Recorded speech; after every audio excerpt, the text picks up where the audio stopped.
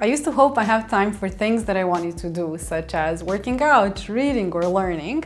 And of course, I never really found the time. What would happen is that I would waste a ton of time trying to figure out what I should do next. Often other people would put me on their own schedules, asking me for help, answers, whatever. This is obviously really nice and great, but when I was done helping others, I normally would have no energy to do my own actual work and things that were important to me. In short, I was very busy, but not very productive because I was just reacting to situations around me. If this sounds anything like you, in this video, I want to share how I turned my life around to have time for everything, and so can you. My name is Jelena and I'm a VP of Product Management in a cool startup during the work week, and on weekends I share my passions for product management, personal productivity and remote work on this channel. If this is something that you're interested in, please consider subscribing. So here's what my problem was before. I haven't really planned my week. I kind of had this go with the flow mentality. I would start my day without a clear plan, and then I would just react to emergencies and things just popping out. And essentially others will plan my day. It wasn't really intentional on their end, and they were just, doing their own thing, but that's what would happen. When you don't have a plan of your own, what happens is that others just tend to make a plan for you. And that resulted in me not really having time for myself. I never found the time to work out. I wasn't eating too well. I felt pretty frustrated and overwhelmed, just kind of moving through my day and my week. And I really sat down and hoped that I will have time for all these things that matter to me, including actually on this YouTube channel. And the worst part of it is that I was busy all the time, but when I looked at my outcomes, quite frankly, they were pretty sad. It wasn't really good. And the main issue was that I wasn't really intentional or strategic with how I kind of organized my day or my week. And then I decided okay, enough is enough. I'm gonna get really serious. I cannot live like this anymore. There must be a different way. And I basically sat down and learned how to plan. And my calendar, my Google Calendar, has actually become my best friend, and Google Calendar is my best friend right now. I know it sounds a little bit sad, but it's the truth.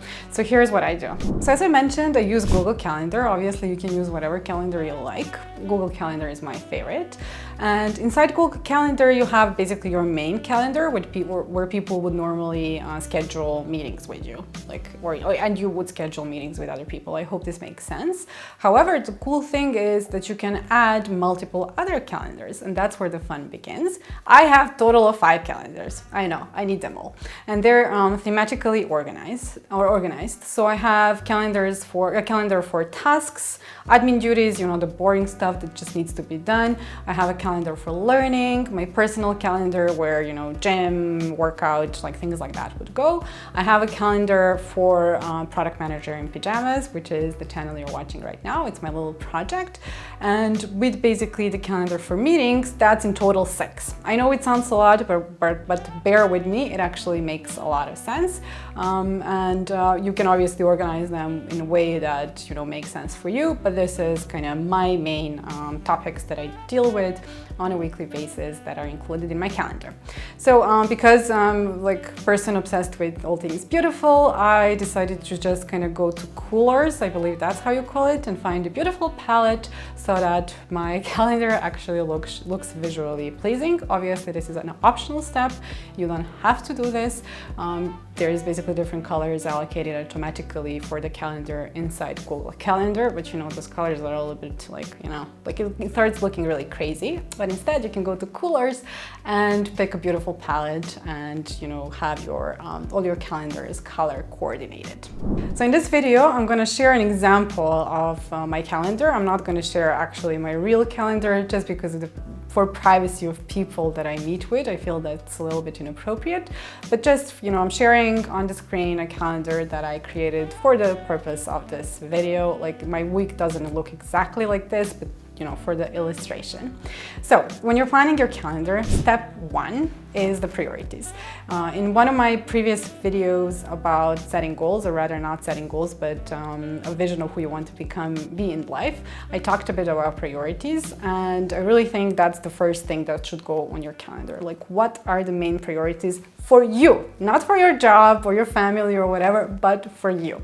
Because I'm gonna quote something really cliche right now: you cannot fill a glass from an empty pitcher. Like, it just doesn't work that way. So for me, the things that go on my calendar are my workouts, my therapy, my reading time, and my focus time. That's the most important things that go on my calendar first.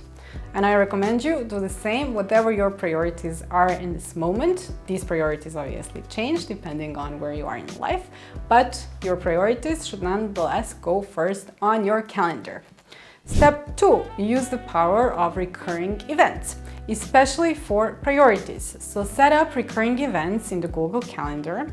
So those are things that will repeat maybe multiple times in the week, such as workouts or like reading. For me, reading is something that happens every day, or something that happens on a weekly level, such as therapy, or focus time, also something that happens almost every day. So basically everything that repeats multiple times a week or multiple times a month should go on your calendar as a recurring event.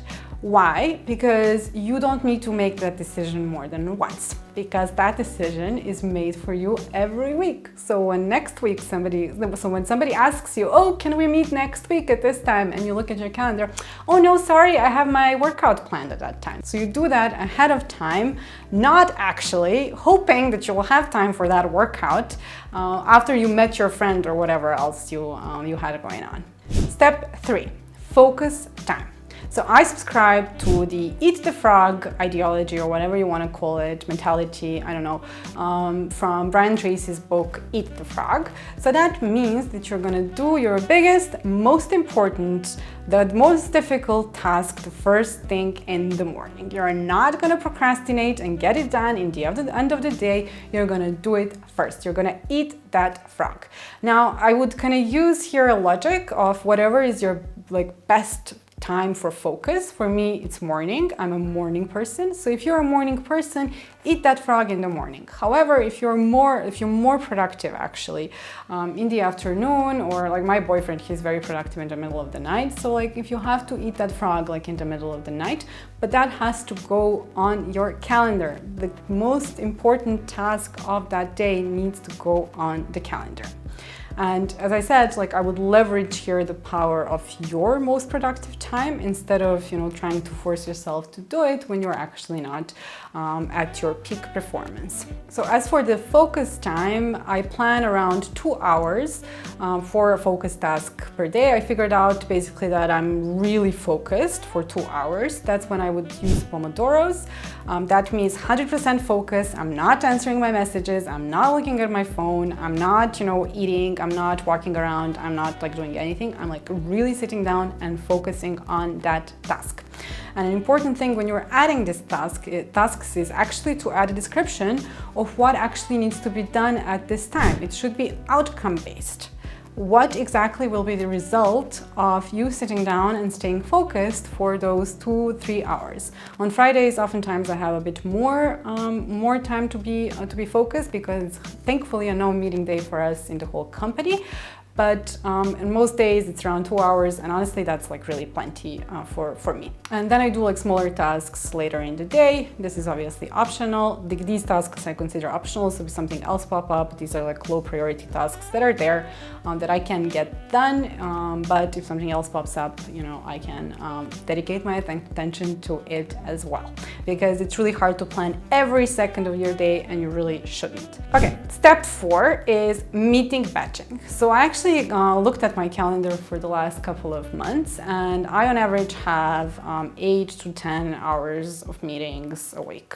That's just what it is. Sometimes it's never less than 8. Sometimes it's more than 10. I really try to keep it up to 10, but things happen. And with meetings, I don't do my meetings during my actually productive time. And my productive time is the morning, so I will do my meetings only in the afternoon and allow people to schedule meetings with me in the afternoon. If they happen earlier, I normally would say no to them. Why is this important? To batch the meetings so they're not spread all around your day, because you cannot get any focus work done if your meetings are all over the place and you're in the process of either being in a meeting or waiting for a meeting to happen. So that's what I would recommend. Batch them together as much as you can. I know some people also like to batch all the meetings in a single day. For me, that's a little bit too much. I just feel exhausted after such a day. I try that. I just prefer to spend my afternoons in meetings moderately. That works the best. Step 5, email and messages time. I know this sounds ridiculous, but I started scheduling on time for emails once in the beginning of the day, not first thing in the morning because I'm eating my frog in the morning, and then once in the end of the day. In the meantime, I'm trying not to check my email or my Slack every 5 minutes because I know the change of focus and the context switch is going to cost me much more. So I try not to do that. I'm sometimes bad and I actually do it, but I'm really working hard on being conscious and focusing my attention to email and Slack or whatever else really consciously when it's planned in my calendar, because quite honestly I don't need to answer emails and messages every 5 minutes anyway, because that's like busy work that makes me feel like, oh, I've done so much, but it's not productive work. It's not work that's moving me forward or my team at work. It's not really serving any of us. Step 6, time for learning. So reading is something that goes on my calendar. It's one of my priorities. I read every day. It's really super important to me. But I also do courses and generally spend time kind of reading industry news and whatnot. And this is basically part of my long-term development, and it's aligned with basically who I want to be. And if I don't make time specifically in the calendar for this, I will never find time for it. So reading is something that happens every day, but I've tried to allocate at least 2 hours a week for a specific course that I'm attending, or if I have some really specific, for example, ebook, different newsletters and so on, that really goes on my calendar too. And it should go on yours as well. Okay, step 7, lunchtime. So I started scheduling lunch.